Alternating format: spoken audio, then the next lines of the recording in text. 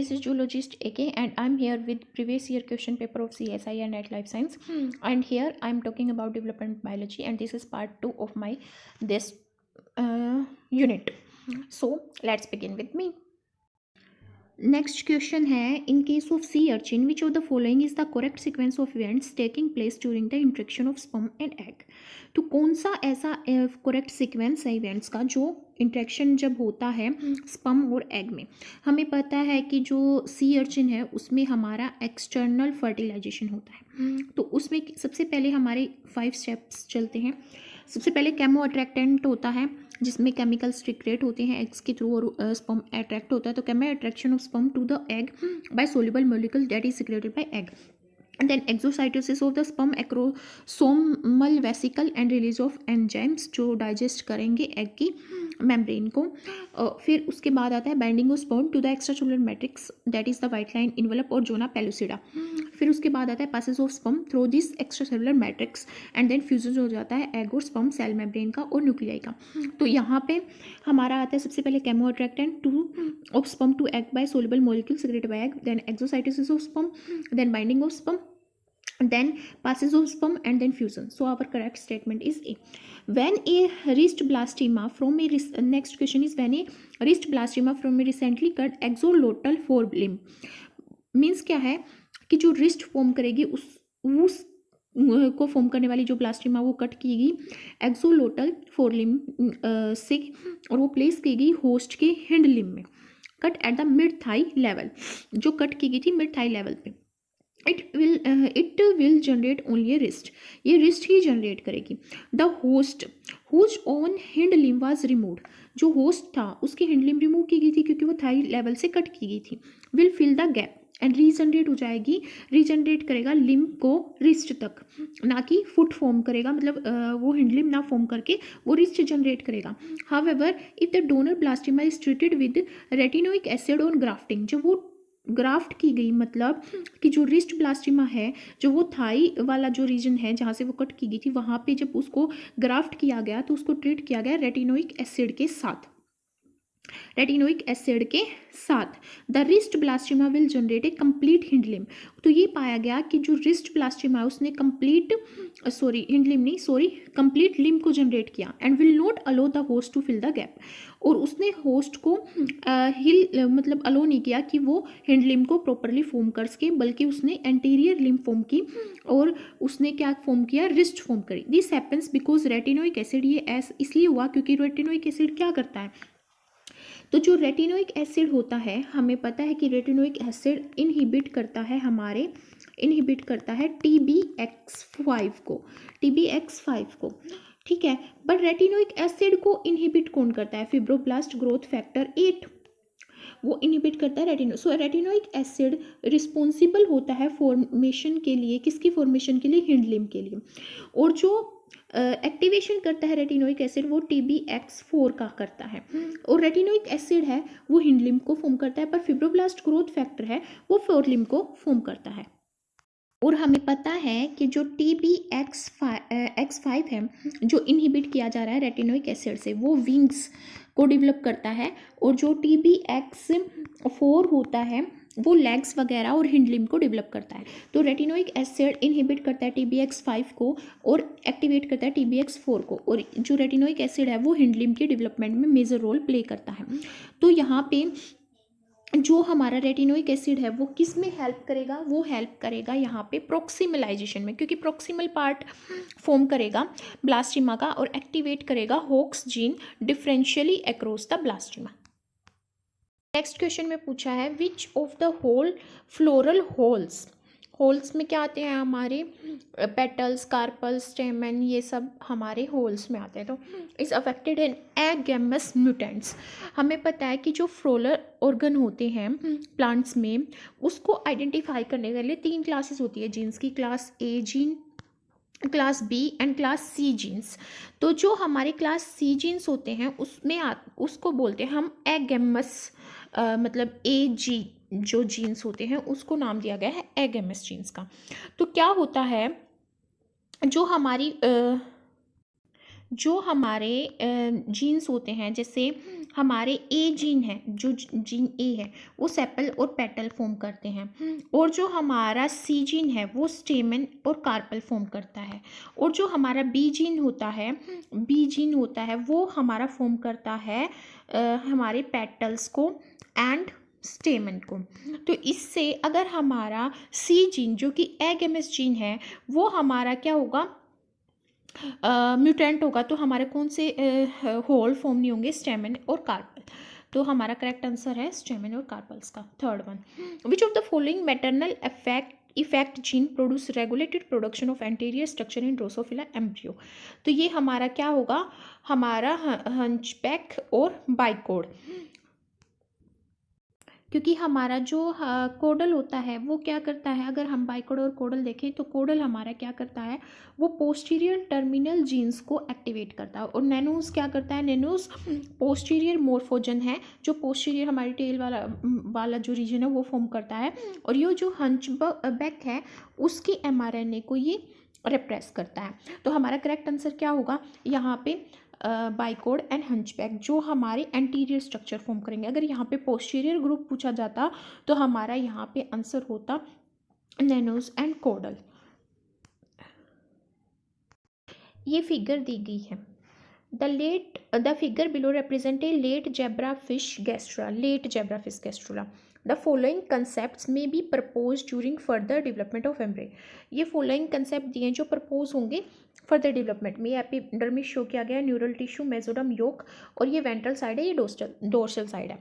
तो इसमें हमें स्टेटमेंट देनी है कि कौन सी इनमें से स्टेटमेंट है जो प्रपोज करती है इसकी फर्दर डेवलपमेंट को। तो फर्स्ट है क्या, the concentration of fibroblast growth factor decreases from the yolk towards the epidermis. क्या होता है, फिब्रोब्लास्ट ग्रोथ फैक्टर, अभी तक जितने भी ऑर्गेनिज्म हैं, जो फिब्रोब्लास्ट ग्रोथ फैक्टर्स होता है ना वो एक पैराक्राइन फैक्टर्स होता है, बहुत सारे ये अलग सिग्नलिंग मॉलिक्यूल्स को भी एक्टिवेट करता है, पर मेनली जो हम स्टडी करते हैं, अब तक जो मैंने स्टडी किया उसमें हमने क्या स्टडी किया कि ये सेगमेंटेशन करता है। जैसे हम ड्रोसोफिला में बात करें तो सेगमेंटेशन करता है, लिम्ब डेवलपमेंट में हेल्प करता है। जब टेट्रापोड की लिम्स डेवलपमेंट में हम पढ़ते हैं फिब्रोब्लास्ट ग्रोथ फैक्टर 8, तो वो वहाँ पे एक्ट करता है। लेंस इंडक्शन में ये मेजर रोल प्ले करता है। जब हम वर्टिब्रेट आई इंडक्शन की बात करते हैं वहाँ पे ये क्या करता है, हेड के वाले जो एक्टोडम है, हेड एक्टोडम है, उसके मतलब जो साइड में प्रेजेंट होती है सेल्स उसमें एक्सप्रेस होता है, जिसकी वजह से एक्टोपिक लेंस फोर्स होता है, और ये अपने डिफरेंट ट्रांसक्रिप्शन फैक्टर जैसे एलएमएफ वगैरह को ये एक्टिवेट करता है। तो बहुत सारे जो है फिब्रोब्लास्ट ग्रोथ फैक्टर्स हैं उनको ये रिलेटेड ग्रोथ फैक्टर्स हैं उनको ये एक्टिवेट करता है। तो और जब हम अगर मैं बात करूँ फ्रॉग की, तो फ्रॉग में हमने पढ़ा था कि जो फिब्रोब्लास्ट ग्रोथ फैक्टर्स है along with other factors like chordin, noggin, follistatin, ये क्या करते हैं, डोर्सल साइड में ये ब्लॉक करते हैं बीएमपी को बोन मोर्फोजेनेटिक जो प्रोटीन है इसको ब्लॉक करते हैं, और वेंट को भी ब्लॉक करते हैं। तो बीएमपी को ब्लॉक करते हैं ये डोर्सल साइड में, जिसकी वजह से जो बीएमपी है वो जाके वेंट्रल साइड में हमारा एक्टिवेट होता है। तो ये जो है the concentration decrease from yolk towards the epidermis, तो जो कंसंट्रेशन है टुवार्ड्स एपिडर्मिस, क्योंकि ये वेंट्रल वाली साइड्स में आ जाएगी, और ये हमारी तो यहाँ पे जो और हमने क्या देखा कि जो हमारा फिब्रोब्लास्ट ग्रोथ फैक्टर है वो मेजर रोल प्ले करता है हमारे जो इनहिबिशन करता है ये फिब्रोब्लास्ट ग्रोथ फैक्टर 8 की अगर मैं बात करूँ लिम्ब डेवलपमेंट में, तो लिम्ब डेवलपमेंट में ये रेटिनोइक एसिड को इनहिबिट करता है, और रेटिनोइक एसिड हमारा जो हमारा पोस्टीरियर पार्ट है उसके डेवलपमेंट में हेल्प करती है। तो यहाँ पे जो ये कॉन्सेप्ट है कि कंसंट्रेशन है फिब्रोब्लास्ट ग्रोथ फैक्टर की वो डिक्रीज होगी योक से टुवर्ड्स द एपिडर्मिस। क्यों, क्योंकि वहाँ पे हमारा बीएमपी जो है वो उसकी एक्टिविटी वहाँ पे एनहेंस होगी।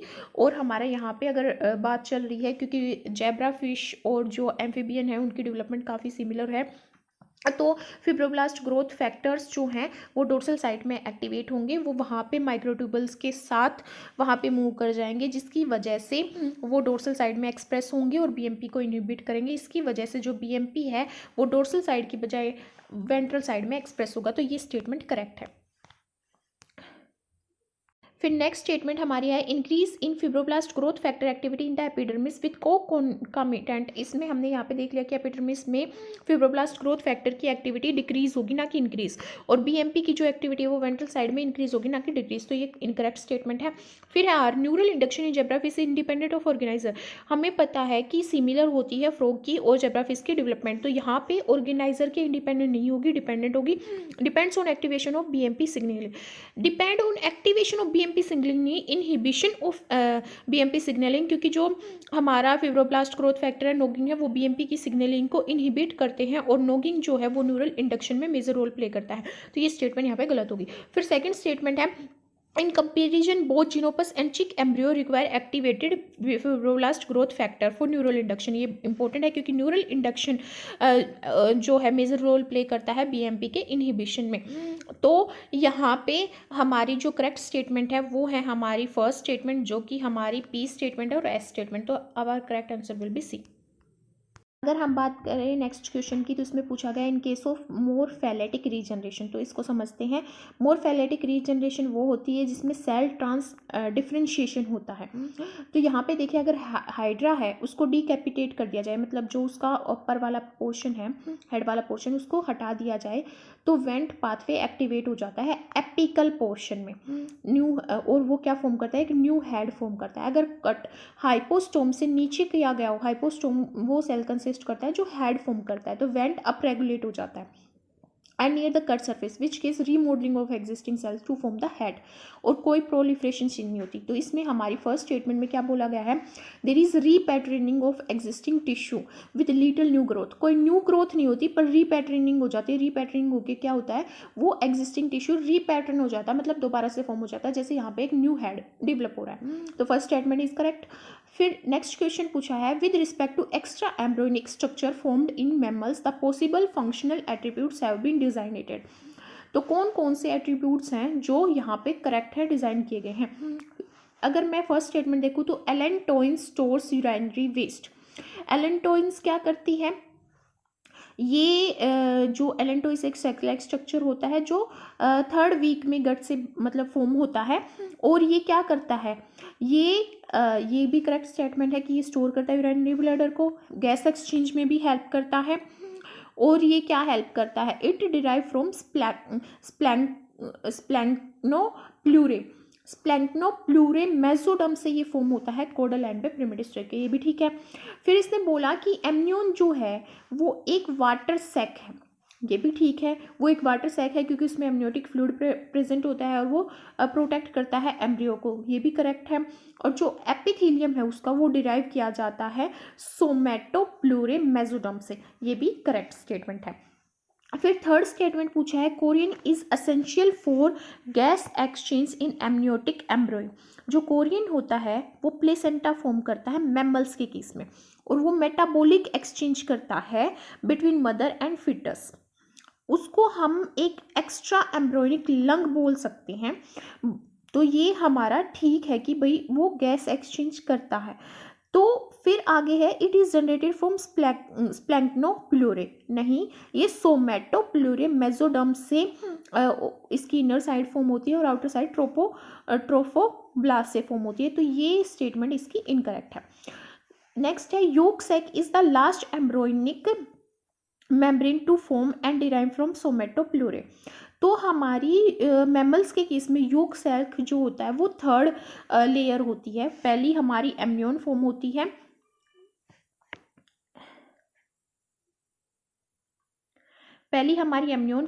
है, फिर हमारी कोरियन फॉर्म होती है, फिर हमारा योक सैक फॉर्म होता है, फिर हमारी एलेंटोइस फॉर्म होती है।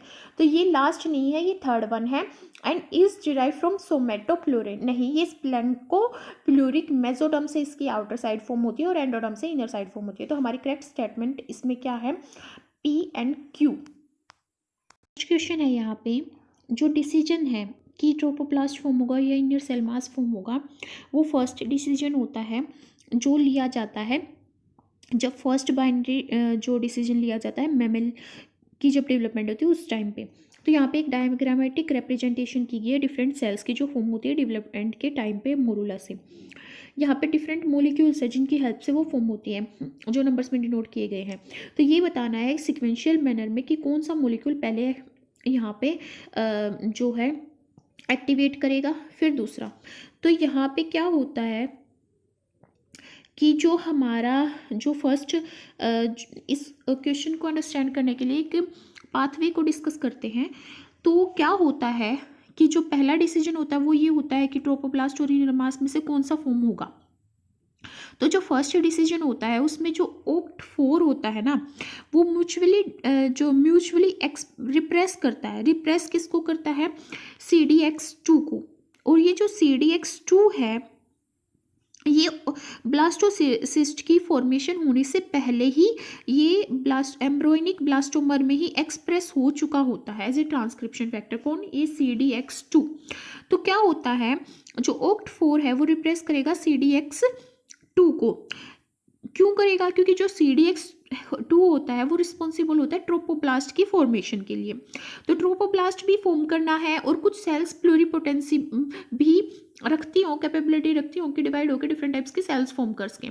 तो कुछ सेल्स को प्लूरिपोटेंट भी रखना है और ट्रोपोप्लास्ट भी फॉर्म करना है, इसलिए यहाँ पे OCT4 इनहिबिट करता है CDX2 को। तो क्या होता है, जो सबसे पहले है हमारा OCT4 जो रिप्रेस करेगा CDX2 को, जिसकी वजह से कुछ सेल्स ट्रोपोप्लास्ट बन जाती है, कुछ इनर सेल मास बन जाती है। जो इनर सेल मास वाली जो सेल्स हैं वो कुछ फैक्टर्स को एक्सप्रेस करती है, ट्रांसक्रिप्शन फैक्टर को, जैसे नैनोक को और गाटा6 को। नैनोक को तो जब एक्सप्रेस करेंगी जब प्लूरिपोटेंसी को मेंटेन करना है, और कुछ अलग भी जो ट्रांसक्रिप्शन फैक्टर है, 3 डिफरेंट ट्रांसक्रिप्शन फैक्टर जिसमें नैनो भी एक है, उनको ये एक्सप्रेस करेगी अगर इसको प्लूरिपोटेंसी मेंटेन करनी है। OCT4 को करेगी, SOX2 को और नैनो को। बट अगर इसको प्रिमिटिव एंडोडर्म बनना है तो ये गाटा6 को एक्सप्रेस करेगी। तो यहाँ पे जो नैनोग है उसका फंक्शन क्या होता है, ये एक्टिवेट करती है उन जीन को जो प्लूरिपोटेंसी को मेंटेन करते हैं एम्ब्रियोनिक स्टेम सेल्स में, और इनहिबिट करते हैं उन जीन्स को जो डिफ्रेंशिएशन करते हैं। डिफ्रेंशिएशन का मतलब क्या है कि सेल डिफ्रेंशिएट होगी कि भाई ये सेल हमारी ब्लड सेल्स है, ये सेल्स हमारी स्केलेटल सेल्स है, तो ये मसल सेल्स है। तो ये ऐसे डिफ्रेंशिएशन ना हो, इसलिए ये प्लूरिपोटेंसी मेंटेन करके रखती हैं। फिर क्या होता है, ये जो प्रोटीन्स है, कौन से प्रोटीन, ये OCT4, SOX2 और नैनोक जो प्रोटीन है ये बाइंड करते हैं एनहेंसर से। किसके एनहेंसर से?